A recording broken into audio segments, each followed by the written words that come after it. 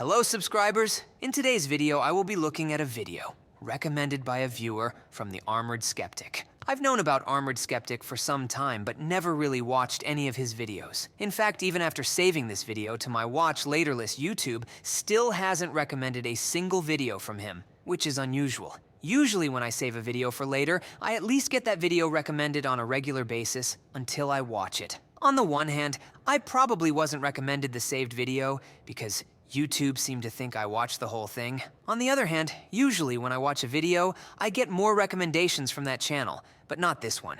Maybe it has something to do with his content itself. He doesn't seem to be pigeonholed into making videos bashing religions, but is more political. Well, anyway, the video in question is called "Was Yahweh Really the Devil?" And it seems to be part of a series he calls "History is a Lie."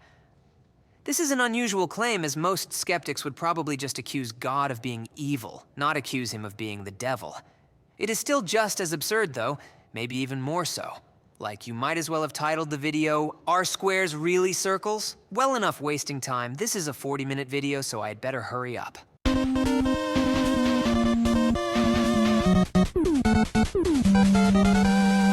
Everybody knows that the Bible contradicts itself dozens of times. Not even once. Most supposed contradictions are really easily answered. And the actually difficult ones, which could be counted on one hand, all have answers. That's one of the main reasons why most of us don't believe that it's the infallible Word of God. Trust me, it's not. Lowell, trust you? Right, you just gave me a good reason not to trust you. You said contradictions prove it's not the Word of God, but there are no contradictions, so I really don't have a reason to trust you. But I realized something when I was going through the New Testament. Jesus clearly represents a more loving and forgiving God than Yahweh presented himself originally in the Torah. Sigh, that old shtick. The real difference is just the scale. Old Testament had a much grander scale to it, while New Testament was more personal. It's easy to see why this myth of God being different in the two testaments gets propagated, but seriously. It's like saying a father who punishes one child with a spanking and punishes another child with no dinner are two different people. It just doesn't work. Jesus absolutely does contradict Yahweh several times in the Gospels. Are you gonna try and prove that ridicule's claim? In a previous video, I explained that the word Satan just means the blocker or the adversary. It's just a title.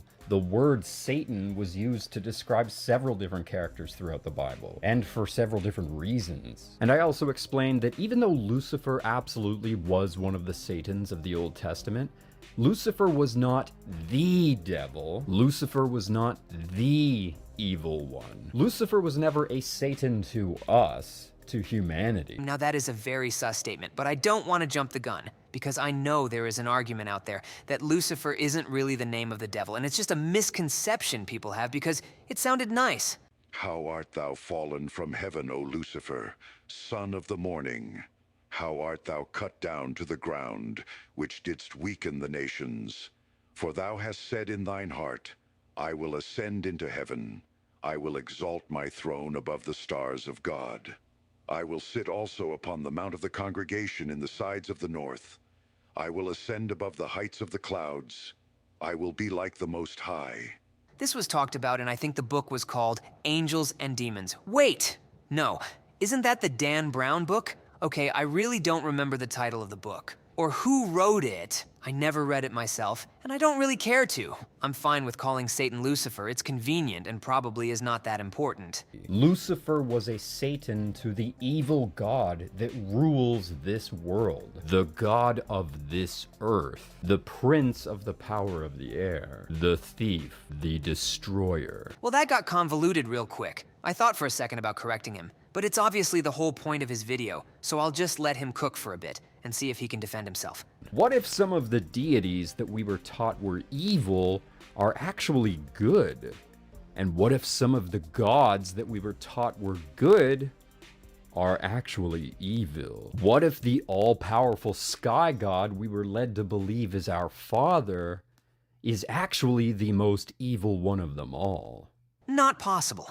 Only in a pantheon could the idea of an evil god even be coherent. A monotheistic god, who created all of reality as we know it, would be the source of what it means to be good, and therefore could not possibly be evil. Who truly is the devil.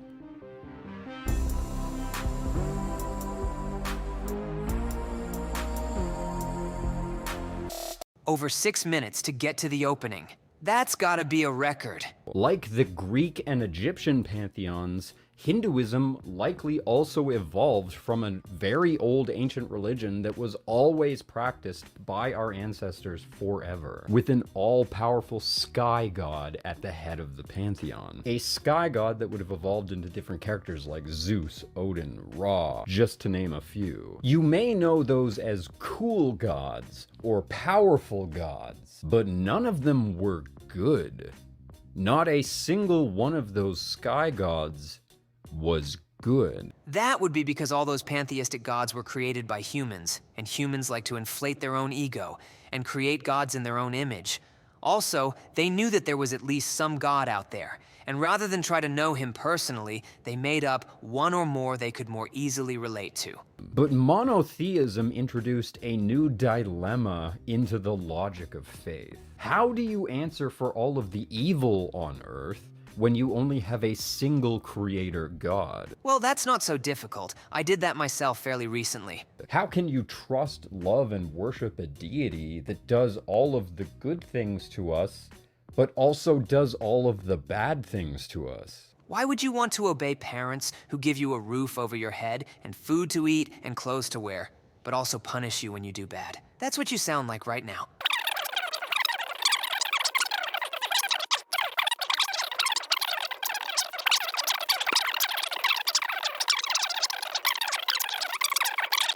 But essentially what they would want to do is take all of the good qualities of all of their gods and attribute that to their Sky Father, and then take all the bad qualities from all of their gods and attribute that to their devil. But this is also why so many religions display confusing morality and questionable character. Every culture had their own idea about what was a good characteristic and what was a bad. And this is why every religion throughout history has always had to justify horrible things. Every religion has insisted that their immoral activity is justified because it's in the fight against evil. In the Christian biblical story, or at least the book that they give us, Finally, are we done setting up yet? there's a really strange relationship between these two characters, Satan and God. Judging entirely on their characteristics and their actions, it's not always really obvious which one is the good God that loves us and which one's the evil deity that's trying to destroy us. Are you kidding me? First of all, who is good and who is evil couldn't be more obvious. God is good and Satan is evil, and also Satan is subject to God. This is not some sort of competition. Second, do or do not. There is no try for God. If God wanted to destroy us, he would. Yahweh orders and performs the vast majority of evil acts in the Old Testament. On what grounds do you call them evil? God created what it means to be good. Calling anything God does evil is just ignorant, to put it politely. Yahweh punishes people in endless ways. Yahweh torments and ends the lives of millions of people in painful and horrifying ways. Yahweh causes more pain and destruction than any of the other Satans in the Bible combined. Yahweh is the scary one. Yes, you should have a healthy fear of the Lord. Let all the earth fear the Lord. Let all the inhabitants of the world stand in awe of him. The fear of the Lord is the beginning of wisdom, and the knowledge of the holy is understanding. But don't think I'm gonna let that other comment slip by.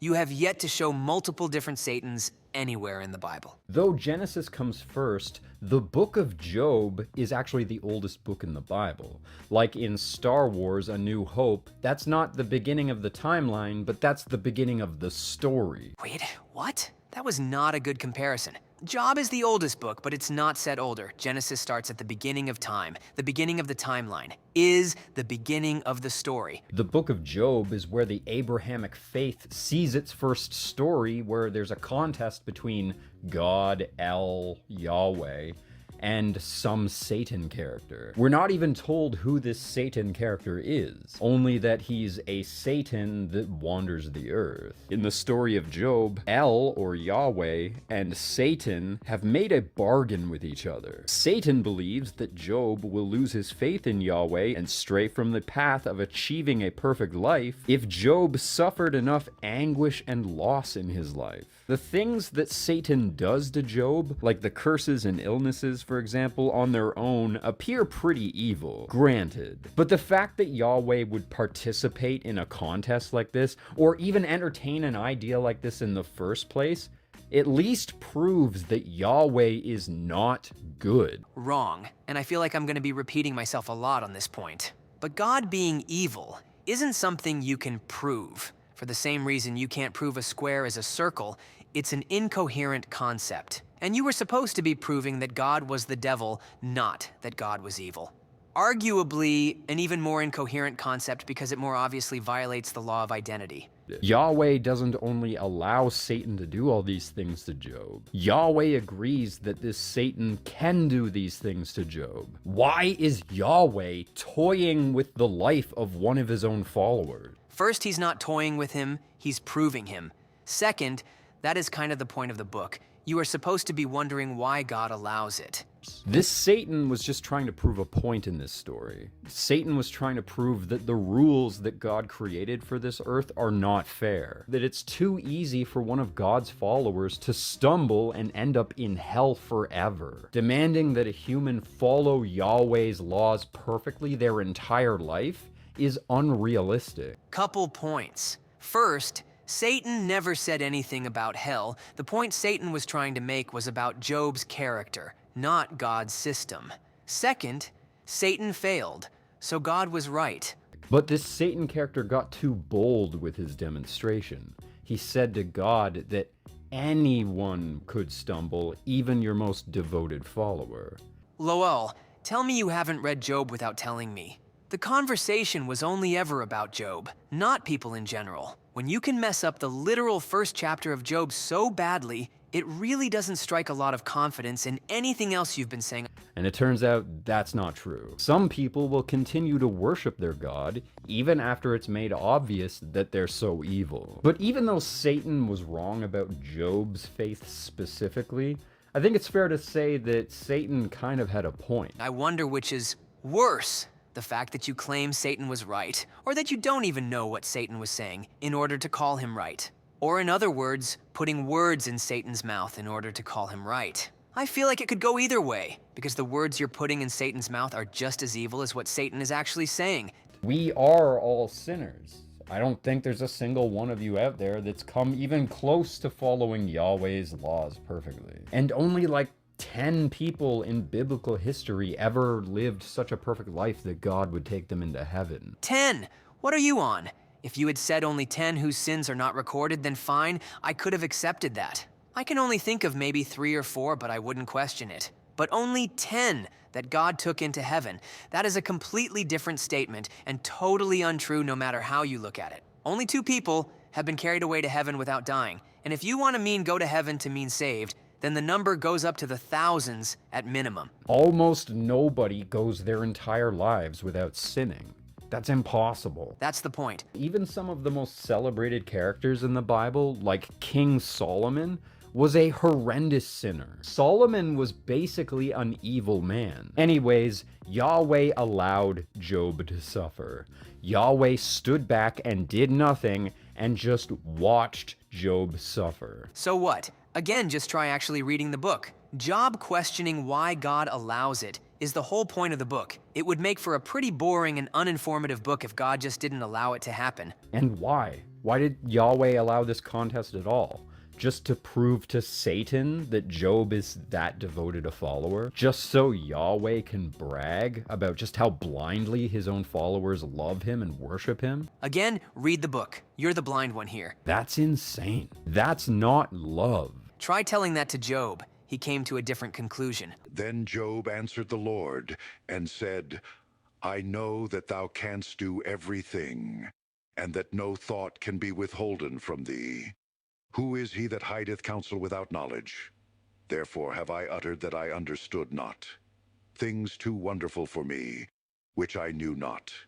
Here I beseech thee, and I will speak. I will demand of thee, and declare thou unto me. I have heard of thee by the hearing of the ear, but now mine eye seeth thee. Wherefore I abhor myself, and repent in dust and ashes.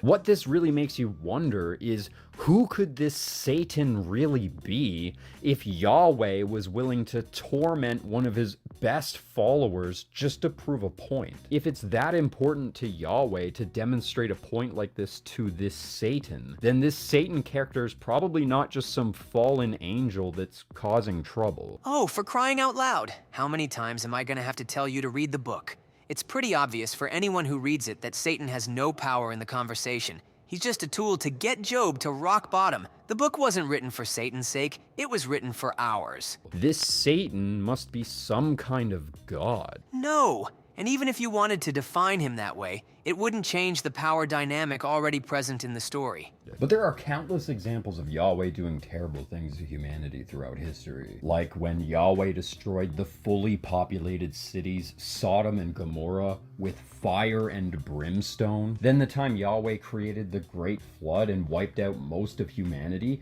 that had to have been tens of millions of people. But Yahweh also ordered his own followers, the Hebrews, to commit heinous acts against their own enemies.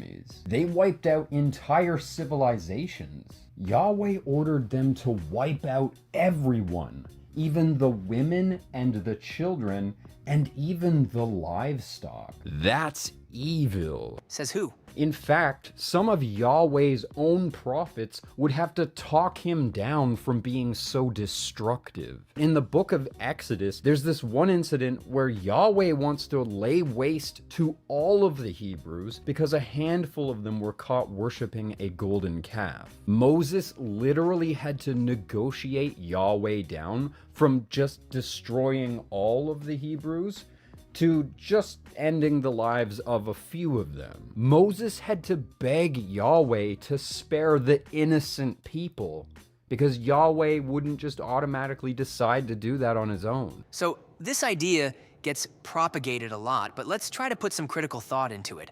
Why do you think God bothered to tell Moses in the first place what he would do? Why did he not just do it and then tell Moses to start a new nation? It should be obvious that he wanted Moses to intervene. God does not need convincing because he is omniscient. We, on the other hand, are not. And God does not want us treating him like there was nothing to say to him. What God expressed in that moment was justice. He was well within his right to do exactly what he said he would, but he wanted to show mercy. But what is the point of mercy if you're the only one who knows you're showing mercy? By telling Moses beforehand, God sets up what the just thing to do is and gives occasion to show mercy. That happens multiple times in the Exodus story alone. Yahweh was going to end the lives of 3 million people, and Moses had to negotiate him down to just the 3,000 people who actually worshipped the calf. Ugh, I thought for a second I would have some time to let him get to the next point. But then he made yet another blunder. They all worshiped the calf, not just the 3,000. The 3,000 were just the closest at hand. Then Moses stood in the gate of the camp and said, Who is on the Lord's side? Let him come unto me. And all the sons of Levi gathered themselves together unto him. And he said unto them, Thus saith the Lord God of Israel, Put every man his sword by his side, and go in and out from gate to gate throughout the camp, and slay every man his brother, and every man his companion, and every man his neighbor. And the children of Levi did according to the word of Moses, and there fell of the people that day about 3,000 men. Now maybe you could say that the 3,000 people were the unrepentant ones, and that's why the slaughter stopped, but that is just speculation. We do not know why they stopped at 3,000. And all of that happened before any of those people even knew what the 10 Commandments were going to be. Like, everyone was literally standing at the bottom of the mountain waiting for Moses to come down and reveal the 10 Commandments to him. The golden calf incident happened almost entirely out of naivety, not malice. Ignorance of the law is not immunity from the law, and just because they didn't know what the law would be yet, Doesn't mean they didn't know what they were doing was wrong. God spent 10 plagues separating himself from the Egyptian gods, and here are the people choosing to worship him in the same way those false gods were worshipped. Not cool. I'm sorry, but that's an evil god. I'm sensing a running gag here. Though they're completely monotheistic now, in the ancient past, the Hebrews used to worship a kind of a trinity. A mini pantheon, if you will. I mean, there were a few different gods that they observed, but there were three main ones. The first was El, or Yahweh, the Sky Father. Then there's Asherah, God's wife. Ugh! Well, that's some nonsense right there, but let's see what this third one is before I say any more. The goddess of wisdom. Then there was a god that was also popular around Mesopotamia in the Middle East at the time, Baal, the god of the underworld and the god of the sea. And Baal may or may not have been married to Asherah. It depends on who you ask and when in history you ask. Well, Ashura was definitely not married to Yahweh, so married to Baal sounds plausible. But anyway, just because the Israelites also worshipped false gods doesn't really mean much. Like, what are you even trying to prove with that statement? We all know they continually worshipped false gods. It's pretty much a central theme of the Old Testament. I've talked about how so many religions have had a love triangle like that before. The Hebrews worshipped multiple gods for quite some time until they eventually decided to commit to one single god, Yahweh. By this time, they were living in captivity in Babylon. The Torah and the Old Testament that we know today was originally written while the Hebrews were captive in Babylon. Wrong again. Now, the Israelites giving up the pagan gods during the captivity, that part is accurate. But the Old Testament was not written then. Moses wrote the first 5 books, and he was a long way from the captivity. David wrote some, Solomon wrote some, and Job was written before all of them. Most of the Old Testament was written before the captivity, not during it. This is basically common knowledge now. I know you all know this. But the Hebrew scribes that wrote the Torah used ancient Sumerian and Assyrian texts as references for their creation myth, their flood myth, and a lot of the other context of ancient history. It's just false claim after false claim with you. This claim seems predicated on the idea that the Old Testament was written while in the captivity. But I already gave several examples that were absolutely not written that late. Of course, even if it was written that late, it wouldn't prove they copied some Sumerian texts. I believe there is an example involving the Titanic that Testify has used before. But life can imitate art. It doesn't have to be the other way around. Sumerian texts mention a flood because there was one. So there are a lot of hints that the attributes and qualities of a lot of gods have been compressed down into a single god that eventually was called Yahweh. For example, sometimes during the creation myth, the term El is used in the plural, and when talking about creating Adam and Eve, the term El is followed up by the phrase, "Let us make Adam and Eve in our image." That's called the Trinity. You should look it up. And the ancient texts used to make it much more clear which El, which god that they were talking about contextually, which god they were talking about in each individual story. It was during their captivity in Babylon that each of the individual L's in the story were then compressed down into the single Yahweh. The lack of examples for these claims is getting annoying. I'm not saying God wasn't referred to in different ways, but how am I supposed to respond if I don't know what you're referring to? And maybe that's the point. He doesn't want to give examples because he knows they won't actually fit his narrative. All in their determination to become a monotheistic religion. And this is how so many contradictory, nonsensical things get mixed into the Abrahamic faith. Like the idea of an all-knowing God that can't find Adam and Eve when they're hiding in the garden and has to ask them where they are. It's called being polite. Or how you get a confusing and illogical concept like an all-loving God that sends plagues and famine and hellfire and suffering. There's nothing contradictory about that.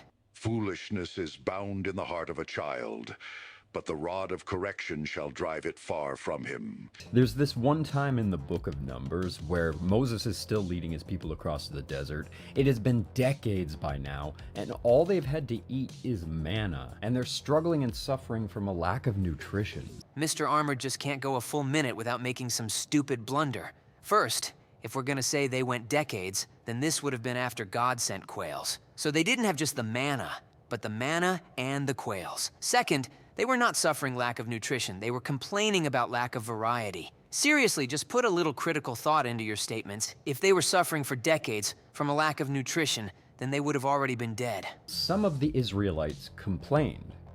And that's it. They had simply complained that they're suffering. And these people asked Moses for food and water.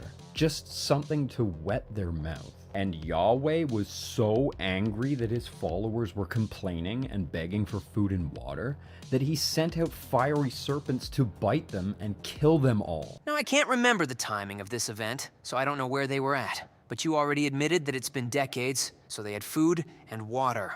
If you supply your family with food and water and they complain that they don't have any and they will die of thirst, then you're gonna get annoyed.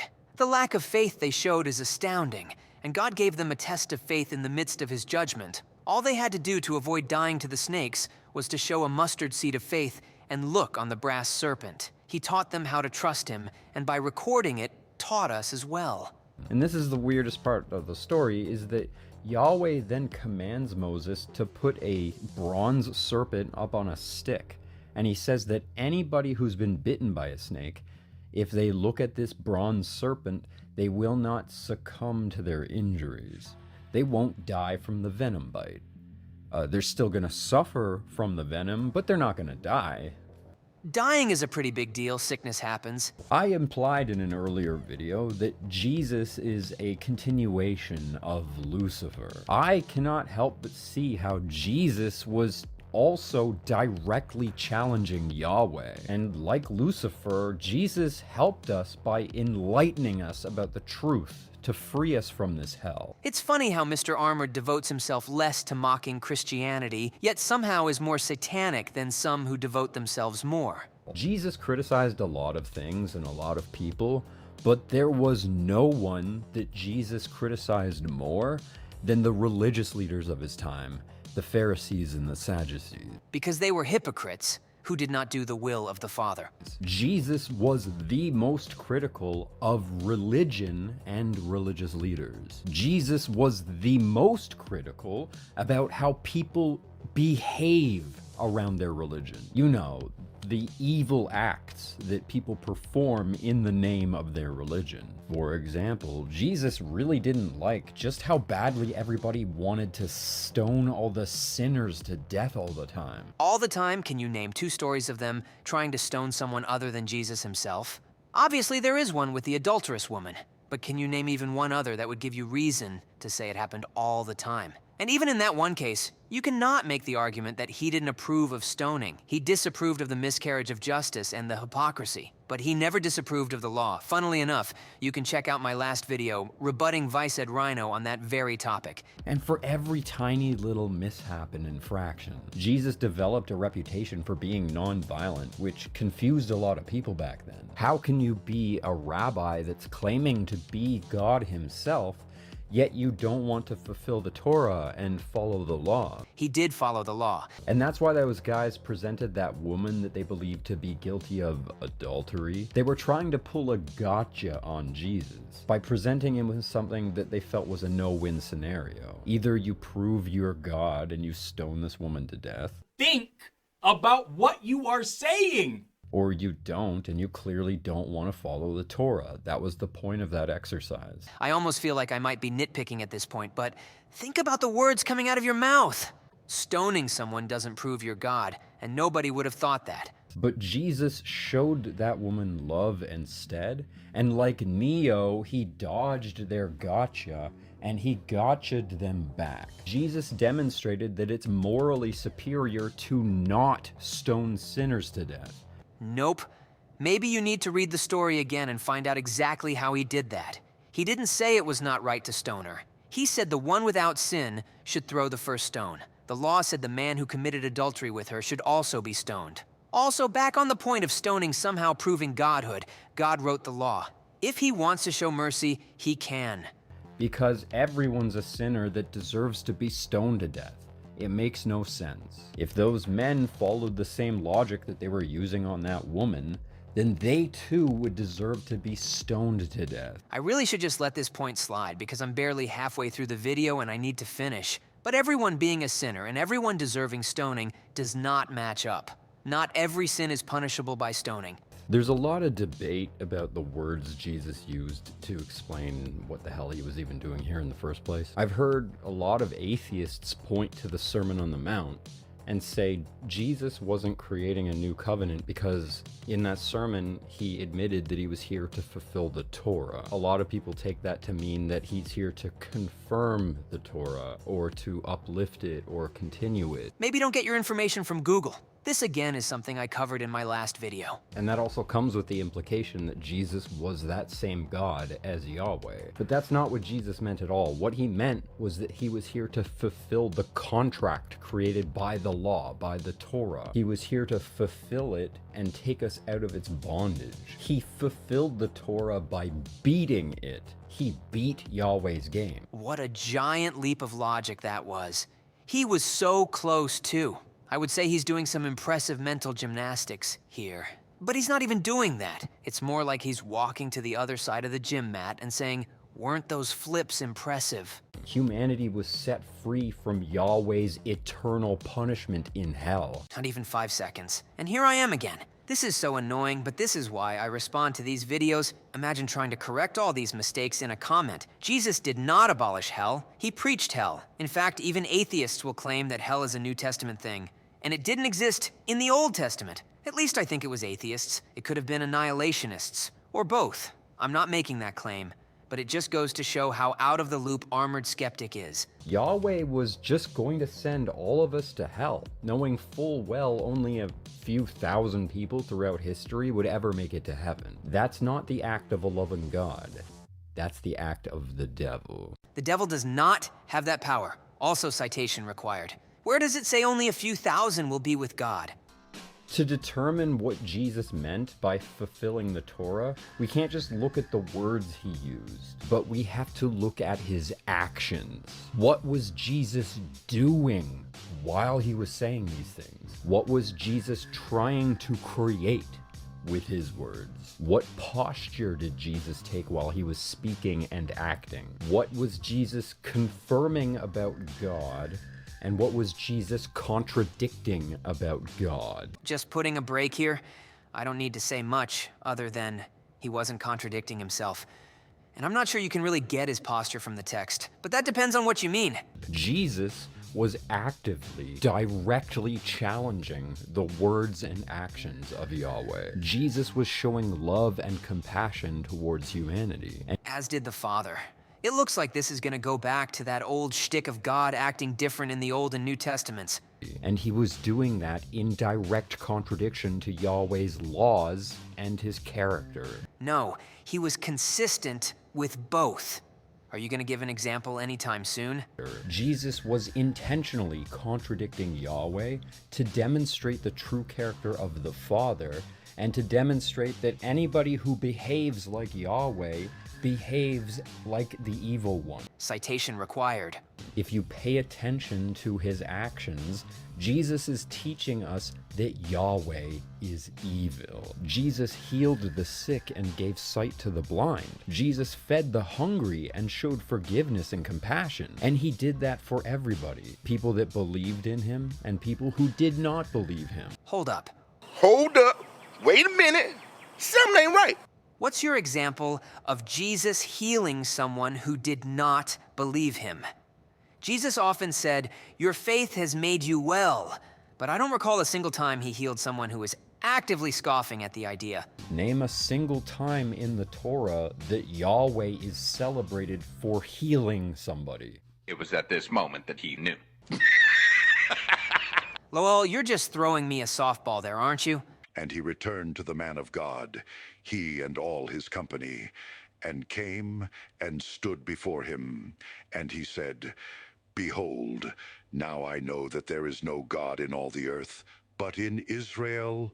Now therefore I pray thee, take a blessing of thy servant." But he said, "As the Lord liveth, before whom I stand, I will receive none." And he urged him to take it, but he refused. And Naaman said, "Shall there not then, I pray thee, be given to thy servant 2 mules' burden of earth? For thy servant will henceforth offer neither burnt offering nor sacrifice unto other gods, but unto the Lord. In this thing the Lord pardon thy servant, that when my master goeth into the house of Rimmon to worship there, and he leaneth on my hand, and I bow myself in the house of Rimmon, when I bow down myself in the house of Rimmon, the Lord pardon thy servant in this thing. And he said unto him, Go in peace. So he departed from him a little way. If Yahweh were a good God, he would have done good things.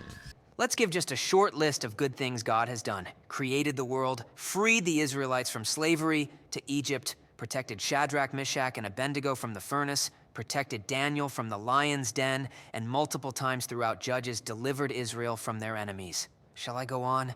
Jesus told us that the devil, the evil one, only has the power of death and destruction, and that's Yahweh.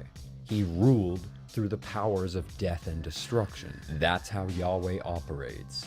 First, I want a citation for Jesus saying that, I'm not saying it doesn't exist, I'm just annoyed at the lack of proof texts in his rant. Second, I've already shown that that is most certainly not Yahweh. And you don't even need to go past the first chapter of Genesis. He literally created the universe that is not having only the power of death and destruction. Jesus also told us that the Father makes the sun shine and the rain pour on both the good and the wicked, meaning the Father shows all of humanity love, regardless. In direct contradiction to Yahweh, The Father, eyes, Yahweh, you absolute muffin head, who only shows love to people who perfectly follow him. only shows love to people who perfectly follow him. You actually haven't read any of the Bible, have you? Nobody perfectly follows him. Only Jesus followed him perfectly. God is constantly showing love to people who not only do not follow him perfectly, but actively hate him.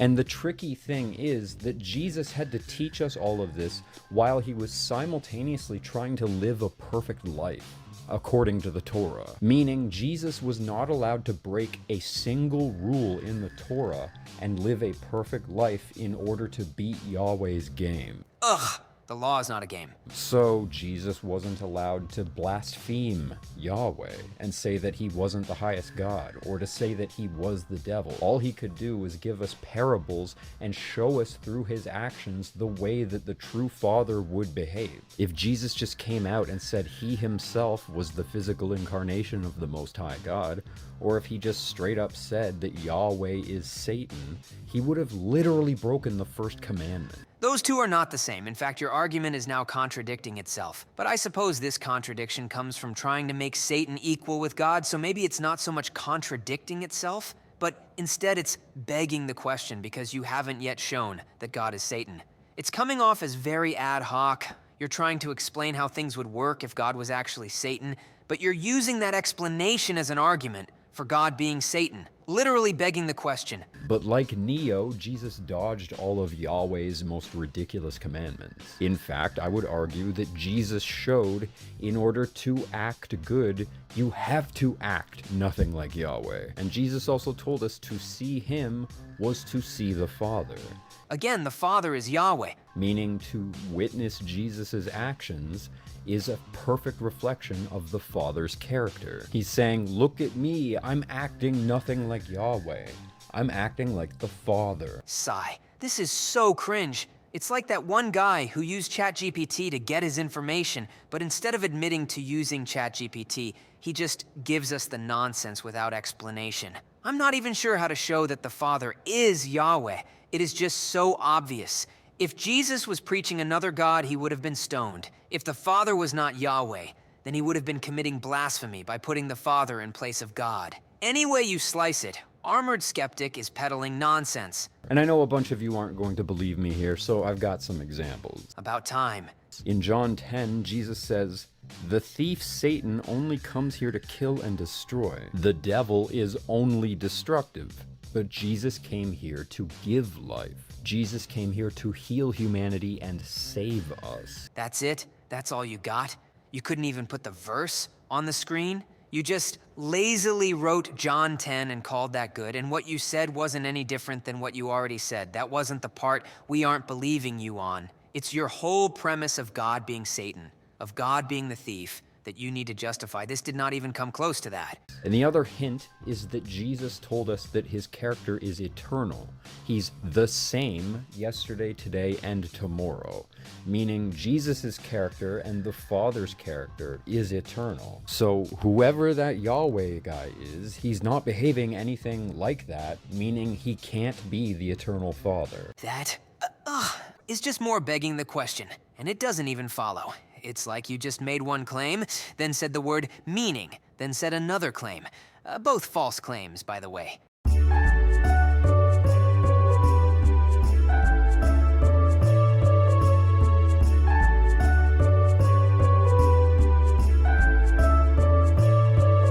And Jesus also told us that the Father is never a destroyer, but he's only ever a savior. Citation required. So here's another one. In Hebrews 2:13, it's Oh, actually, including the verse this time. I wonder if the next one will include some of the actual words in the verse. said that Jesus came to defeat the one that has the power of death. Jesus came to defeat the one who is the devil. The devil is the harbinger of death. LOL, I may have spoken too soon. He didn't even put the right verse on screen. He's talking about verse 14. He's only one verse off, but it's still funny.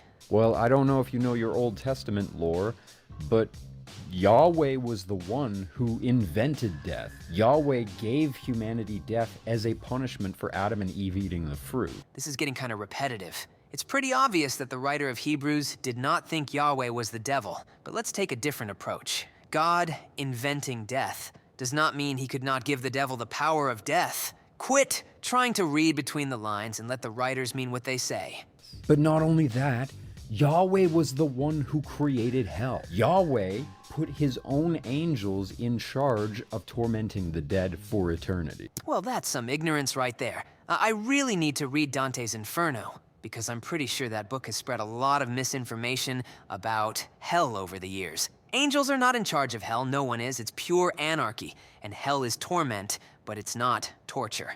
Yahweh designed hell to keep and torment human souls forever. Again, Yahweh literally created hell, and he was fully willing to just let all of humanity die and be tormented there forever. Better than the alternative. See my video on hell for more on why it's good that it exists. But Jesus defeated hell and emptied it. If Jesus is Yahweh, and Jesus is the same today, yesterday, and tomorrow, then it makes no sense that Jesus would also defeat hell. Jesus defeated the grave. Citation required on Jesus defeating hell, also for Jesus emptying hell. I don't think Armored Skeptic knows about the different words for hell and that they don't all mean the hell we think of. Okay, so in the book of Numbers, Yahweh sent snakes to kill followers of Moses for complaining about their conditions. I mentioned this earlier. They were begging for food and water. Jesus completely contradicts Yahweh's behavior in Matthew chapter 7. Jesus tells us that those who ask the Father for things, they shall receive. The Father answers prayers with love. He who asks shall receive. And the people in the aforementioned story were asking for something they already had. Jesus tells us that we're supposed to tell the Father that we're suffering and beg for mercy. We're supposed to use prayer to ask the Father to fulfill our needs. And more than that, Jesus follows up that statement by telling us what we're supposed to do. He says, we should give to those that ask. Do not turn them away. Jesus said that knowing full well he was contradicting Yahweh's actions. Were you just looking at your script? Why couldn't you post the chapter for that one? Could it be that either Jesus did not say that, or that he wasn't talking about what you wanted him to talk about? This is a wildly different philosophy from the God of Genesis, Deuteronomy, Exodus, Numbers, and Kings. And Kings, that was random. You know there are other books between Kings and the Pentateuch, right? So back to the story about Yahweh killing his followers with serpents for being hungry. They were praying to their supposed savior to help sustain their lives. Well, in Matthew chapter 7, Jesus not only contradicts Yahweh's actions here, but he directly addresses a thing that Yahweh literally did. Jesus directly references the use of giving a snake in response to being asked for something. Okay, I can can admit that argument was clever, but it comes surrounded by so much stupidity that it's kinda hard to take it seriously. The Israelites were not just asking for food and water, they complained about the food they already had. Insulting the gift they already had is no way to ask for another. Jesus tells us directly that the action of giving a snake in response to being asked for food is an act of the devil. It's an act of the evil one. The devil does that. Actually, no. I originally skipped over this part in my script, but I realized while editing I had something to say on it. But Jesus never says, giving a snake is an act of the devil. Or what man is there of you, whom if his son ask bread, will he give him a stone? Or if he ask a fish, will he give him a serpent? If ye then, being evil, know how to give good gifts unto your children, how much more shall your Father which is in heaven give good things to them that ask him? Therefore all things whatsoever ye would that men should do to you, do ye even so to them. For this is the law and the prophets. And this is why Mr. Armored doesn't want to show the verses. He wants to gaslight you into thinking it says something it doesn't. The devil is not mentioned at all in this passage. And the point of the passage is made clear by the word therefore. Do unto others as you would have them do unto you. Now, to Steelman Mr. Armored a bit, obviously one could say, well, it makes God sound more evil than the common man, because even though they are evil, they aren't evil enough to give snakes. And to that I must reiterate that they were not asking for good things. God was already providing their needs with abundance. They were insulting his generosity. So later in the Moses story, in Numbers chapter 11, there's another time that the Israelites are asking for food. Basically, it's been decades now, and everyone's going crazy eating nothing but this manna. They're craving nutrition. Already went over this in the last video, but the manna was very nutritious. If it wasn't, they would have died. And in this instance, Yahweh actually answers their prayer and gives them food, but the catch was, it turned into a plague in their mouths. And it says here, basically, that everyone that succumbed to the craving and ate the food was buried together in the desert. Let's look at the actual verse in question. And the people stood up all that day, and all that night, and all the next day, and they gathered the quails. He that gathered least gathered 10 homers, and they spread them all abroad for themselves round about the camp. And while the flesh was yet between their teeth, ere it was chewed, the wrath of the Lord was kindled against the people, and the Lord smote the people with a very great plague. And he called the name of that place Kibroth-Hattava, because there they buried the people that lusted. It specifically calls them the people that lusted. Now, I don't remember where it was written or where exactly I heard it, but the reason they got sick and died is because they didn't cook the meat. Remember, God said he would give them the quails for a whole month. So, obviously, it wasn't everybody who ate the quails who died. Everybody had quails. The ones who died were the ones who lusted. They died from the food that Yahweh gave them. As an answer to their prayer for food, Yahweh made it a punishment for not wanting to follow the initial commandment. What commandment are you talking about? It's not like he commanded them to eat only manna. It was just all he gave them most of the time. That is not a commandment. Elijah asked Yahweh to send down hellfire to burn up 102 people who rejected him. Well, in Luke chapter 9, Jesus spoke to a group of Samaritans where, he preached love and forgiveness. But the Samaritans rejected Jesus, as many people did. The Samaritans did not receive him. Jesus accepted this and was going to move on, but this made the disciples angry that they rejected Jesus. So a couple of the disciples, John and James, spoke to Jesus and said, "Should we not send down hellfire on the Samaritans and consume them for rejecting you like the prophet Elijah?" And then Jesus turned and rebuked his own disciples for asking him this. He told them, "They do not know which manner of spirit they are evoking. The Son of Man did not come to destroy men's lives, but to save them." So Jesus is saying he and the Father would never respond to rejection by killing people. Never say never. Jesus is not saying he would never do that. He is only saying he did not come to do that. That's a huge difference. He's telling his own disciples, you don't even understand the spirit that you're following. Again, Jesus is directly confronting and contradicting an action of Yahweh and one of his prophets. Jesus understands that he's being directly compared to Elijah. They say Elijah did this. And then Jesus said that he came to save, not to destroy, meaning the Father would never do that. Speaking of Elijah, Elijah was said to come before Jesus, preparing the way for him, and Jesus said John was in the spirit of Elijah. So if Jesus was really an adversary to Yahweh, then why is one of Yahweh's prophets foretelling Jesus, speaking highly of him and baptizing him? This whole hypothesis of yours really doesn't hold water. In Kings, a different prophet, Elisha, was mocked by children for being bald. Little tiny children made fun of Elisha for being bald. This whole video is just an excuse to slander God. They were not as little as Mr. Armored would have you believe. And I'm getting suspicious that he might be cherry-picking translations to suit his narrative. But it's hard to prove since he gives so little information. The easiest way to know they weren't that young is that there were 42 of them.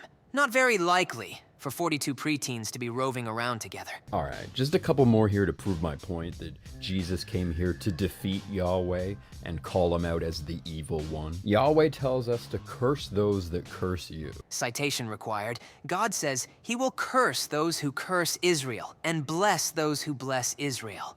But where does he command anyone to curse those who curse them? Yahweh shows no mercy and commands vengeance against those who harm us. Again, citation required. Don't just tell us what you think God said. We've already seen you've hardly read the Bible. Show us what he actually said so that we can be on the same page. That's pretty heavy. Things like an eye for an eye, a tooth for a tooth, you get it. No, I don't get it. That was not vengeance. That was justice. God specifically said vengeance was his. Jesus teaches us to turn the other cheek. Jesus teaches forgiveness and disengagement. Again, Jesus would know that that contradicts what Yahweh says. Another thing I mentioned in my video rebutting Viced Rhino.